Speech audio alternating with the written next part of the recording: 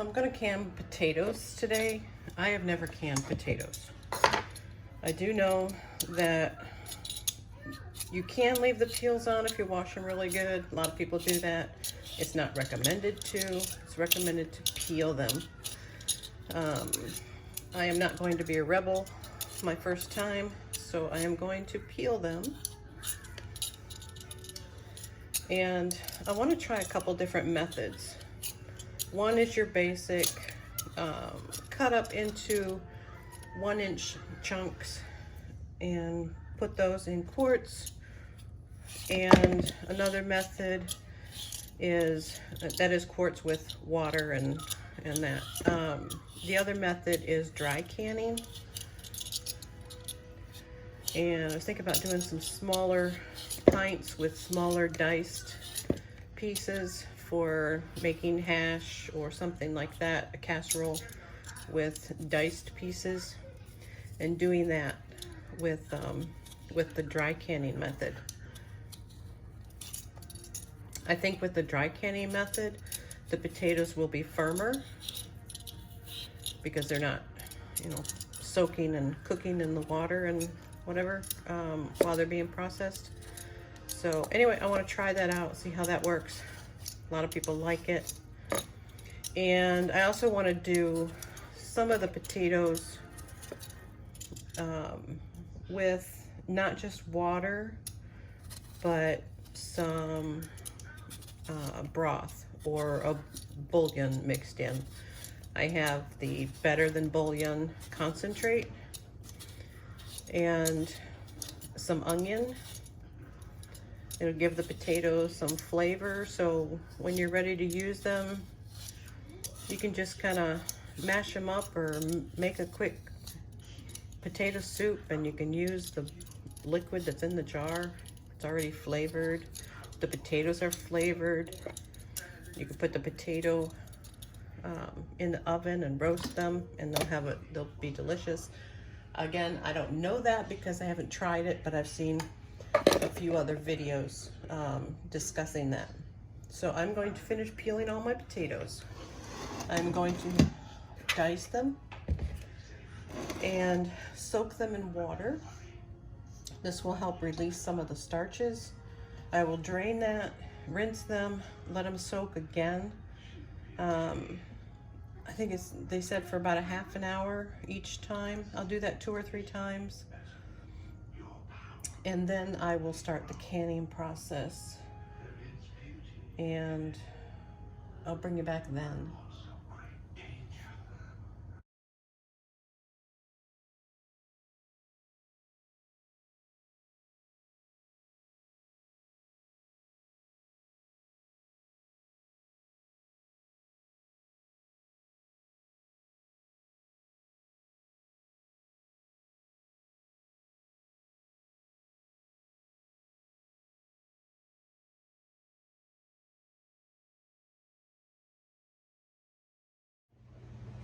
All right, so I am about ready to fill the jars with the potatoes. Now these are the larger chunks I'm doing first. They are on the stove boiling. Per the instructions from Ball, you boil the potatoes for 10 minutes before you jar them up. So in the jars, I have 1/8 of a teaspoon of minced dehydrated onion and some concentrated beef bouillon, about 1/4 teaspoon. And I'm going to fill the jars with the potatoes, top it off with the water, boiling water, and I've got my debubbler. I got some Harvest Guard canning lids that I'm going to be using right here. These are the reusable ones. I've only used these once before, and I had a 75% success rate. A couple of the jars that I did not seal, and it's a learning curve to putting these on. I just watched the video from Harvest Guard again to refresh my memory, so I'm going to be using it, make sure I use his technique and do that properly. My Carey only fits, I believe, it might fit 5 of the quart jars. It's either 4 or 5, I can't remember. We'll find out in a few minutes. Anyway, we'll show a couple of the filling the jars and then move on to the setting up the Carey after that. All right, so this is the first one. Filled the jar with potato and then topped it off with clean boiling water, not the starchy potato water. You can use the starchy potato water if you want. I do not want. So, vinegar.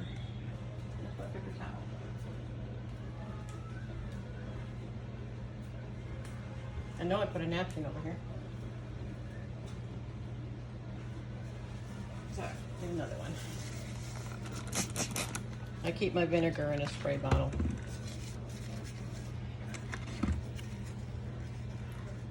Clean off the rims. The Tadler lids and Harvest Guard lids are 2 pieces. You put the ring on, the rubber gasket on there. Carefully set it in the center of the rim. Hold it in place while you put the ring on. And the technique is, from what I just saw in the video, for tightening down this, is when you got your finger on the center and you're twisting this, when the jar starts to twist, that's it. Don't make it any tighter than that. And then I'm going to put the hot jars in the hot water that's in the canner. I should get 5 of them in there. Anyway, I'm going to fill up one more. One of the techniques I like to use for settling the food in the jar before I add the liquid, like with the potatoes, is to top it off and then because it's hot, use a towel, kind of bounce it and jiggle it. Let the food settle itself. Some people will push it down in, or use the debubbler or something and shove it all down in there. I like to let it settle, find its own place. And see, now I can fit a few more in there without smashing the potatoes. Pushing it down in there, or using the debubbler or an end of a wooden spoon will smash the potatoes, and I want to leave them as whole as possible. All right, so again, I filled it. I did get a couple more pieces of potato in there. Go around the outside. Get some of those bubbles out. Try to get all the bubbles out. If you got a little extra room in there, which I do not. But if you have a little extra room in there, because sometimes when you debubble, the water displaces the air, so the water level drops. And then you're going to want to top it back off. You want to leave a 1-inch headspace, which is the first ring around the neck of the jar. That's the 1-inch mark. And again, we take the gasket and the lid. Carefully set that on the center. Hold it in place with your finger and put the ring on. Again, it's twisting with just my finger there, and they say that's all you want to do. All right, I'm going to finish up these other 3 jars. I might not actually be able to get 3 jars. I only cleaned and diced 5 pounds of potatoes. 5 pounds of potatoes may only do 4 quarts. Either way, that's all I'm going to do at the moment. I have another 5-pound bag, but I want to do something else with those. I do want to add, if you do jiggle the jar around to help the food find its spot, be very careful. Do it firmly but gently. You don't want the hot food or any liquid in there to bounce back up at you. But by doing that, see, it just settled right down in the bottom. I need to top that off with water. All right, so actually that 5 pounds of potato, and I had hardly any waste because I used my Titan potato peeler. It looks like I may get 3 quarts and a pint out of that. I was watching somebody else do a potato thing the other day, and they did 5 pounds of potatoes, and she got almost 5 quarts. And it may be because her chunks were bigger, so as many, you know, didn't fit in the jar, so she was able to get more jars. Where my pieces are approximately 3/4 of an inch to an inch, and they fill up the jar really well. They are parboiled for about 10 minutes.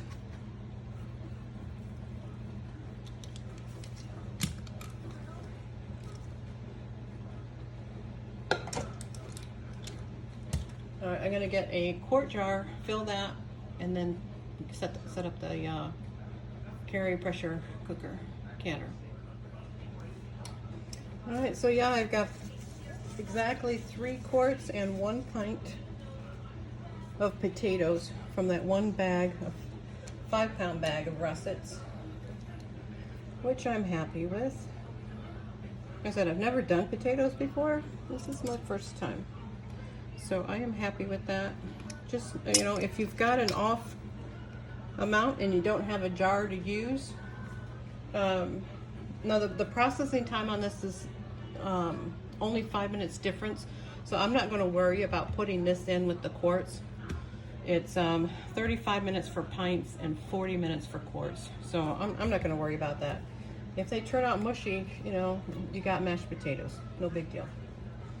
So anyway, I'm going to put these in the Carey, and oh, as I was going to say, if you've got an odd number, you don't have a jar to fit it in, just have them for dinner. You know, you got a few extras. Big deal. No big deal. So you have potatoes tonight instead of rice. It's okay. Or save them tomorrow and have home fries with your eggs and bacon in the morning. All right, so yeah, that is done. I'm going to put that in the pot. And I'll be right back when I'm setting up the Carey.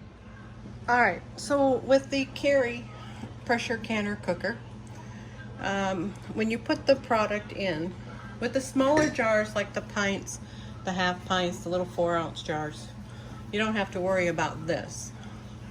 But when you're putting the jars in, you see how tall the quarts are?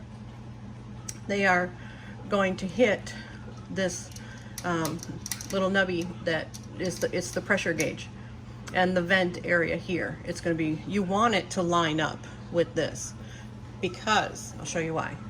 When you close the lid, and you see how that is going to fall right on top of this, when you close the lid, you turn the lid this way.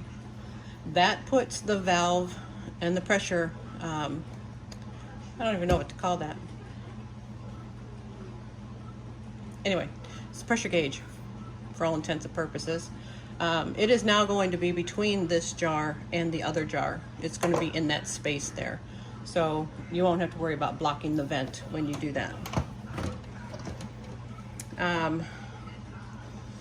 Aside from that, make sure there's 8 cups of water in here. The new method, the new instructions when Nesco purchased the Carey, they changed it from 4 to 5 cups, I think it was, or 5 or 6 cups, to 8 cups of water, because people, for whatever reason, their canners were running dry. I never had that issue with the 6-cup method early on, so, but I have changed it to the 8-cup because that's what the new instructions say. All right, so I've got 8 cups of water in here, and it's hot because while I was warming up, boiling the potatoes and that, I turned this on to water bath for a few minutes to get the water in here hot and boiling, because you don't want thermal shock on the jars. You don't want to put hot jars in cold water. And you don't want to put cold jars in hot water. You want, if it's going to be a room temperature product, use room temperature water. If it's going to be hot like these are, use hot. All right, so I'm going to turn this on. See, I forgot again. Squirrel moment. All right, 8 cups of water. I've got the rack on the bottom that keeps the jars off the bottom of the pot.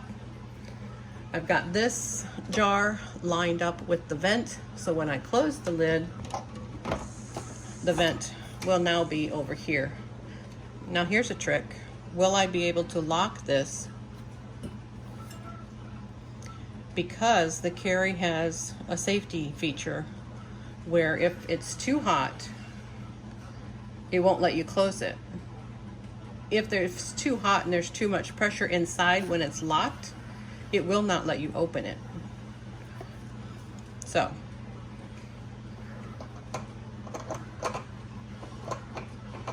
make sure that's on exhaust for when I turn it on. All right, so there's enough pressure released, it let me lock it. And I'll tell you what, I've actually forgotten to lock it. And let it run through the whole cycle without being locked. And then I had to run it all over again. So anyway, make sure you lock the lid. All right, let's get it started. Make sure your valve on top is set to exhaust. Press high. Press your time, which is 40 minutes because we have the quarts in there, and hit start. That's all there is to it. And I'll come back when the E10 countdown is done. All right, so what the E10 countdown does, this here, this little chase lights, will keep going until this is heated and pressure starts to build. When it hits a certain pressure point, the E10 countdown will begin. It will say E10, and it will count down to E0. At the same time, while you've got the valve on top to exhaust, there will be steam coming out. That is pushing out the air so that pressure can build up in here. And then when the E10 countdown is done, you're going to flip the valve up here to airtight. And that will keep the pressure in, and it will cook for the 40 minutes. And then when it's done, it will shut off all by itself. You don't have to do anything. You wait about an hour, hour and a half. The pressure will release naturally, and then you can open the lid and remove the product. And we'll be back. I guess I will come back when it's on E10 just to show you what it looks like.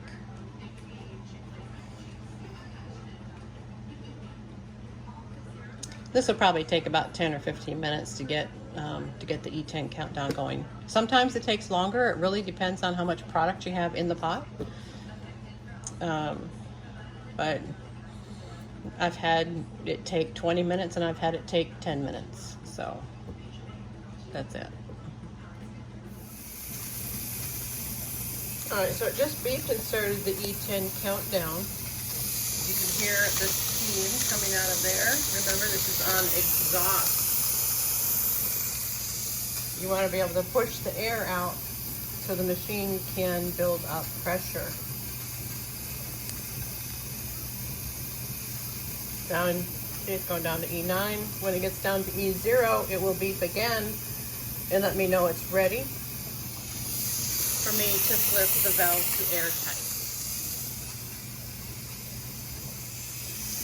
Okay, so it just beeped 3 times. It's on the E0. And I'm going to flip the valve to airtight. Now, obviously it's quiet at the moment, but as pressure builds up in there again, it'll start spitting out steam and that again. And that's it. You don't do nothing. There it goes. It automatically starts the 40-minute countdown. And when that is over, it will shut itself off, and you have to do nothing at this point.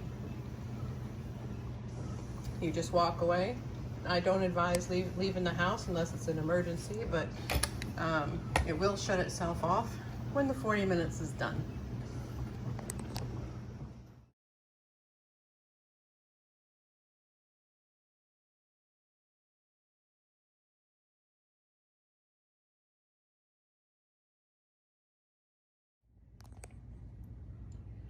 Okay, so the potatoes are done.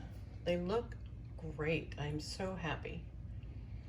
We've got 3 of the jars where the lid has already been sucked down.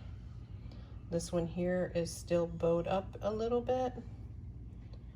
And you don't get the satisfaction of the ping like you do with the metal lids, but you can definitely see that they are down. When you take the jars out, you carefully lift them straight up. Do not tilt the jars to get the water off, because that can mess up your seal. So yeah, just take them out, and these lids you need to tighten down. You do not tighten the metal lids down, but with the reusable ones you need to. I am just so happy with that. The water looks so clear. I'm glad I did a 3 soak, and then boiled them, of course, in clear water for the 10 minutes. I think it was more like 8 minutes, but it's supposed to be 10 minutes.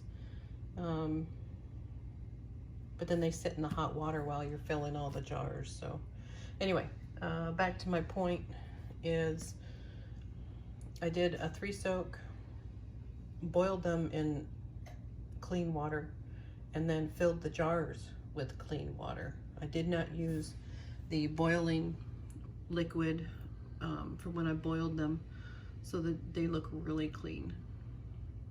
Very, very happy. This is my first time doing potatoes.